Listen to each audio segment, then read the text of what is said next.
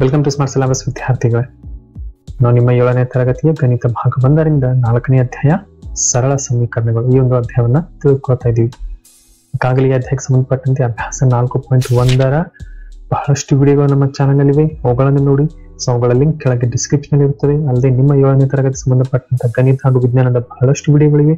ಅವುಗಳನ್ನು ನೋಡಿ ಚೆನ್ನಾಗಿ ಅಭ್ಯಾಸ ಮಾಡ್ಕೊಂಡ್ಬಿಡಿ. ಓಕೆ, ಇವತ್ತು ಈ ಒಂದು ಅಧ್ಯಾಯದ ಅಭ್ಯಾಸ 4.1ರ ಮುಂದಿನ ಸಮಸ್ಯೆಗಳನ್ನು ನಾವು ಇವತ್ತು ಬಿಡಿಸಿಕೊಳ್ಳೋಣ. ಸೊ ತಪ್ಪದೆ ಚಾನಲ್ ಸಬ್ಸ್ಕ್ರೈಬ್ ಮಾಡಿ, ಬೆಲ್ ಐಕನ್ ಒತ್ತಿ, ನಿಮ್ಮ ಫ್ರೆಂಡ್ಸ್ಗೂ ಸಹ ವಿಡಿಯೋನ ಶೇರ್ ಮಾಡಿ. ಬನ್ನಿ ಅಭ್ಯಾಸವನ್ನ ಮುಂದುವರಿಸೋಣ.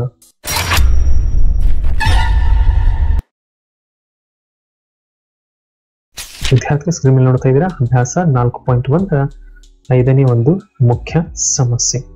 ಈ 5ನೇ ಒಂದು ಮುಖ್ಯ ಸಮಸ್ಯೆ 8 ಸಮಸ್ಯೆಗಳನ್ನ ನೀಡಲಾಗಿದೆ. ಈಗಾಗಲೇ ಹಿಂದಿನ ಒಂದು ಸಮಸ್ಯೆಯಿಂದ 4ನೇ ಒಂದು ಮುಖ್ಯ ಪ್ರಶ್ನೆಯಲ್ಲಿ ಹೇಳಿಕೆಗಳನ್ನು ಸಮೀಕರಣಗಳಲ್ಲಿ ಪರಿವರ್ತನೆ ಮಾಡ್ಕೊಂಡಿದ್ದೀವಿ. ಈ ಒಂದು 5ನೇ ಮುಖ್ಯ ಪ್ರಶ್ನೆಯಲ್ಲಿ ಇದರ ಎಕ್ಸಾಕ್ಟ್ ಅಪೋಸಿಟ್ ಮಾಡಲಿದ್ದೀವಿ. ಅದೇನಪ್ಪ ಅಂತಂದ್ರೆ ಇಲ್ಲಿ ಸಮೀಕರಣಗಳನ್ನ ನೀಡಲಾಗಿದೆ, ಇವುಗಳನ್ನ ನಾವು ಹೇಳಿಕೆಗಳಲ್ಲಿ ಚೇಂಜ್ ಮಾಡ್ಕೋಬೇಕು. ಸೊ ಯಾವ ರೀತಿ ಅಂತೀರಾ, ಒಂದೊಂದೇ ಸಮೀಕರಣ ಹೇಳಿಕೆಗಳಲ್ಲಿ ಚೇಂಜ್ ಮಾಡ್ಕೊಳ್ತಾ ಹೋಗೋಣ. ಗಮನವಿಟ್ಟು ನೋಡಿ. ಈ ಮೊದಲನೇ ಒಂದು ಸಮಸ್ಯೆ ಅದೇನಪ್ಪ ಅಂತಂದ್ರೆ p+4 = 15. ಓಕೆ, ಸೊ ಇದನ್ನು ಯಾವ ರೀತಿ ಬರಿಬೇಕಪ್ಪ ಅಂತಂದ್ರೆ ವಿದ್ಯಾರ್ಥಿ ನಿಮ್ಮ 4ನೇ ಮುಖ್ಯ ಪ್ರಶ್ನೆ 1ನೇ ಸಮಸ್ಯೆ ಒಂದು ಬಾರಿ ನೋಡ್ಕೊಂಡ್ಬಿಡಿ. ಏನಂತ ಇದೆ, x ಮತ್ತು 4ರ ಮೊತ್ತ 9 ಅಂತ ಇದೆ. ಅದೇ ರೀತಿ ಇದನ್ನು ಸಹ ಬರ್ಕೋಬಹುದು. p ಮತ್ತು 4ರ ಮೊತ್ತ ನೋಡಿ, p ಮತ್ತು 4ರ ಮೊತ್ತ ಎಷ್ಟು 15 ಹೋಗಲ್ಲ. ಸೊ 15 ಅಂತ ಬರೆದ್ಬಿಡಿ. ಆಯ್ತು, ಇಷ್ಟೇ. ಸೊ ಇದನ್ನ ನಾವು ಸಮೀಕರಣವನ್ನ ಹೇಳಿಕೆಯಲ್ಲಿ ಪರಿವರ್ತನೆ ಮಾಡಿಬಿಟ್ಟಿದ್ದೀವಿ. ಸಿಂಪಲ್ ಆಗಿದೆಯಲ್ಲ. ಸೊ ಇದೇ ರೀತಿ ಈಗ 2ನೇ ಸಮಸ್ಯೆ ನೋಡಿ. ಸೊ ಇದು ವಿದ್ಯಾರ್ಥಿಗಳ 4ನೇ ಮುಖ್ಯ ಪ್ರಶ್ನೆಯಲ್ಲಿ 2ನೇ ಸಮಸ್ಯೆ ಪ್ರಕಾರನ ಇದೆ. ಅದೇ ರೀತಿ ಸ್ವಲ್ಪ ಗಮನವಿಟ್ಟು ನೋಡಿ. m ರಲ್ಲಿ 7 ಮೈನಸ್ ಮಾಡಲಾಗಿದೆ. ಇದರ ಅರ್ಥ m ಇದರಿಂದ ಅಂದ್ರೆ ನಿಂದ 7 ಕಳೆದಾಗ, ಸೊ ಮೈನಸ್ ಮಾಡಿದಾಗ ಅಥವಾ ವ್ಯವಕಲನ ಮಾಡಿದಾಗ ಅಂತಲೂ ಸಹ ನಾವಿಲ್ಲಿ ಬರಿಬಹುದು. ಕಳೆದಾಗ ಎಷ್ಟು ದೊರೆಯುವುದು? 3 ದೊರೆಯುವುದು. ನೋಡಿ ಎಷ್ಟು ಈಸಿ ಆಗುದಿಲ್ಲ. ಸೊ ಈಸಿಯಾಗಿ ನಾವು ಸಮೀಕರಣಗಳನ್ನ ರೇಖೆಗಳಲ್ಲಿ ಪರಿವರ್ತನೆ ಮಾಡ್ಕೋಬಹುದು. ಈಗ 3ನೇ ಸಮಸ್ಯೆ ಬಂದ್ಬಿಟ್ಟು 2m = 7. ಓಕೆ, ಇದರ ಉತ್ತರ ಇದು ಎಕ್ಸಾಕ್ಟ್ ಆಗಿ 4ನೇ ಮುಖ್ಯ ಪ್ರಶ್ನೆಯ 3ನೇ ಸಮಸ್ಯೆ ಪ್ರಕಾರನೇ ಇದೆ. ಏನು, m ನ 2ರಷ್ಟು, m ನ 2ರಷ್ಟು. ಸೊ ಈಗಾಗಲೇ ಹಿಂದಿನ ವಿಡಿಯೋಗಳೆಲ್ಲ ತಿಳಿದುಕೊಂಡಿವಿ. ರಷ್ಟು ಎಂದಾಗ ಗುಣಾಕಾರ ಚಿಹ್ನೆ. ಸೊ ಇಲ್ಲಿ 2 ಮತ್ತು m ಗಳ ಮಧ್ಯೆ ಗುಣಾಕಾರ ಚಿಹ್ನೆ ಉಂಟು. ಅದಕ್ಕಾಗಿ 2ರಷ್ಟು ಎಷ್ಟು? 7. ಸಿಂಪಲ್ ಆಗಿವೆಲ್ಲ. ಸೊ ಇವು 3 ಪ್ರಶ್ನೆಗಳ ಉತ್ತರಗಳು. ಇನ್ನು 5 ಪ್ರಶ್ನೆಗಳು ಉಳಿದಿವೆ, ಅವನು ಸಹ ತಿಳಿದುಕೊಳ್ಳೋಣ. ಬನ್ನಿ. ಈಗ 4ನೇ ಒಂದು ಸಮಸ್ಯೆ ಅಂದ್ರೆ ರೋಮನ್ ನಂಬರ್ 4, m/5 = 3. ಸೊ ಇದನ್ನ ವಿದ್ಯಾರ್ಥಿ ಮೊದಲಿಗೆ ತಾವು m ಗುಣಾಕಾರ, ಇಲ್ಲಿ ಏನು ಇಲ್ಲಪ್ಪ ಅಂತಂದ್ರೆ 1 ಇರುವುದು. ಸೊ 1/5 = 3 ಅಂತ ಬರೆದುಕೊಂಡ್ರೆ ಇದನ್ನ ಹೇಳಿಕೆಯಲ್ಲಿ ಚೇಂಜ್ ಮಾಡೋದು ತುಂಬಾ ಈಸಿ. ಯಾವ ರೀತಿ ಅಂತೀರಾ, ಸೊ ಇಲ್ಲಿ m ನ 5ನೇ 1ರಷ್ಟು, m ನ 5ನೇ 1ರಷ್ಟು, ರಷ್ಟು ಏಕೆ, ಇಲ್ಲಿ ಗುಣಾಕಾರ ಚಿಹ್ನೆ ಉಂಟು. ಅದಕ್ಕಾಗಿ m ನ 5ನೇ 1ರಷ್ಟು ಎಷ್ಟು? 3ಕ್ಕೆ ಸಮ. ಸೊ ಈ ರೀತಿ ಮಾಡ್ಕೊಂಡ್ಬಿಡಿ. ಸೊ m ನ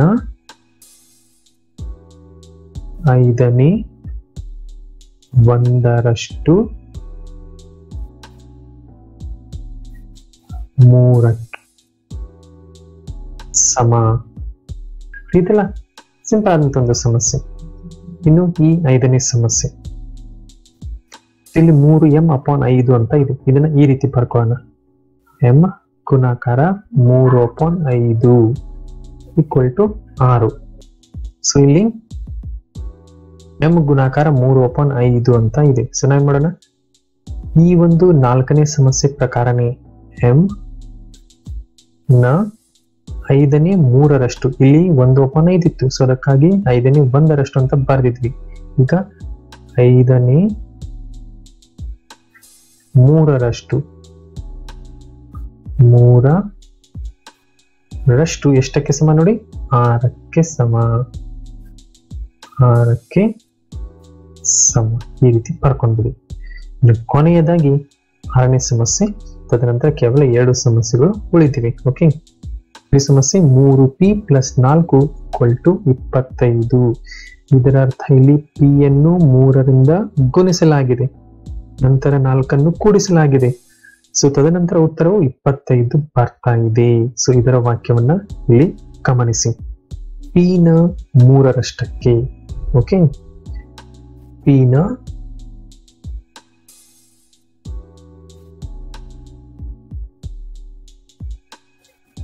3ರಷ್ಟಕ್ಕೆ 4ನ್ನು ಕೂಡಿದಾಗ, 4ನ್ನು ಕೂಡಿದಾಗ ಎಷ್ಟಕ್ಕೆ ಸಮ ನೋಡಿ? 25. ಸೊ 25 ದೊರೆಯುವುದು.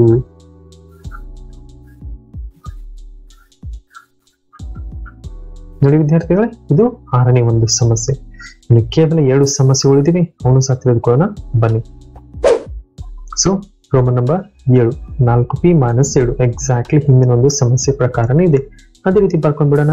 ಓಕೆ ಓಕೆ, ಉತ್ತರ p ನ 4ರಷ್ಟಲ್ಲಿ, p ನ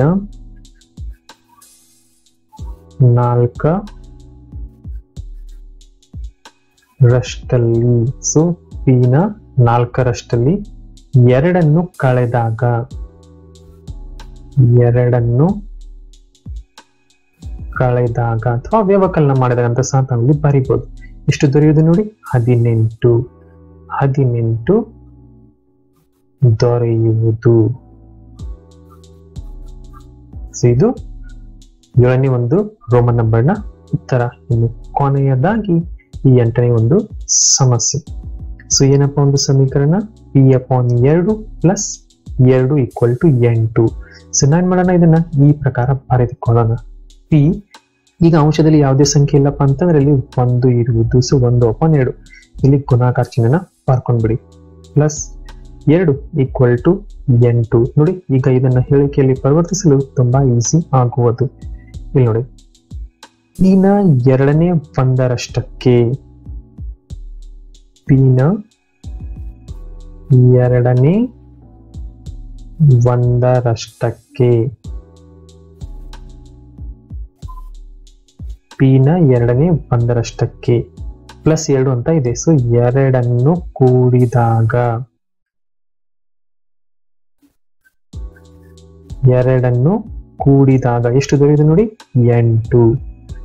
8 ದೊರೆಯುವುದು. ಕಂಪ್ಲೀಟ್ ಆಯ್ತು ವಿದ್ಯಾರ್ಥಿ, ತಿಳಿದಲ್ಲ? ಸೊ ಇವು ಅಭ್ಯಾಸ 4.1ರ 5ನೇ ಮುಖ್ಯ ಪ್ರಶ್ನೆಯಲ್ಲಿನ ಸಮಸ್ಯೆಗಳು. ಸೊ ತುಂಬಾ ಈಸಿ ಅನ್ನೋ ಸಮಸ್ಯೆಗಳು, ಆದ್ರೆ ಕಾಮನ್ ಸೆನ್ಸ್ ಹಾಗೂ ನಮಗೆ ಒಂದು ವಿಚಾರ ಮಾಡ್ಲಿಕ್ಕೆ ಒಳಪಡಿಸುವಂತ ಸಮಸ್ಯೆಗಳು. ಸೊ ಇವುಗಳಿಂದ ಬಹಳಷ್ಟು ವಿಷಯ ತಾವು ತಿಳ್ಕೊತೀರಾ. ಓಕೆ, ಸೊ ನಾವೇನ್ ಮಾಡೋಣ, ಈ ವಿಡಿಯೋನ ಇಲ್ಲೇ ಸ್ಟಾಪ್ ಮಾಡೋಣ. ಇನ್ನು ಕೊನೆಯದಾಗಿ 4.1ರಲ್ಲಿ ಕೇವಲ 6ನೇ ಮುಖ್ಯ ಪ್ರಶ್ನೆ ಒಂದು ಮಾತ್ರ ಉಳಿಯಿತು. ನಾವು ಅದನ್ನ ಮುಂದಿನ ವಿಡಿಯೋದಲ್ಲಿ ಕಂಪ್ಲೀಟ್ ಮಾಡ್ಕೊಳ್ಳೋಣ. ಸೊ ಇದೇ ರೀತಿ ನಂತರ 4.2, 4.3 ಸೊ ಇವೆಲ್ಲ ಅಭ್ಯಾಸಗಳು ಬರುವು. ಸೊ ಅದಕ್ಕಾಗಿ ಚಾನಲ್ ಸಬ್ಸ್ಕ್ರೈಬ್ ಮಾಡ್ಕೊಳ್ಳಿ, ಬೆಲ್ ಐಕಾನ್ ಒತ್ತಿ, ಫ್ರೆಂಡ್ಸ್ಗೂ ಸಹ ವಿಡಿಯೋಗಳ ಬಗ್ಗೆ ತಿಳಿಸಿ. ಮತ್ತೆ ಭೇಟಿಯಾಗೋಣ ಮುಂದಿನ ವಿಡಿಯೋದಲ್ಲಿ. ಅಲ್ಲಿಯವರೆಗೆ ಚೆನ್ನಾಗಿ ಓದಿ, ಚೆನ್ನಾಗಿ ಅಭ್ಯಾಸ ಮಾಡಿ.